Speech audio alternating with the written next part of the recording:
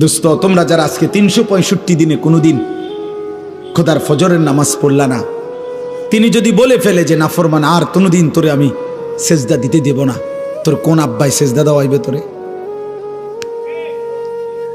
এই নাফরমান, গত 1 বছরে যে কোনোদিন 5 ওয়াক্ত নামাজ পড়ো নাই, আল্লাহ যদি বলে যা আর কোনোদিন তোকে সেজদা দিতে দেব না, যা। নূহ নবীরে বলছে যে আপনাকে না বললাম আপনি নবী, আপনি ভুল করছেন কেন? আপনারা না বলছি এই নবী, তোমাকে না বলছি আমি আর কাউকে ঈমান দেব না, আবার বলছো কেন?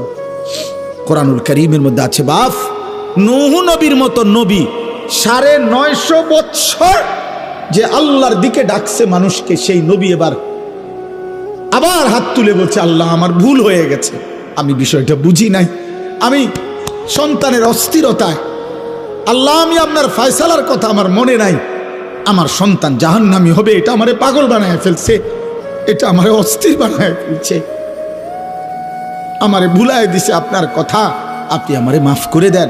ওয়া ইল্লা তাগফিরলি।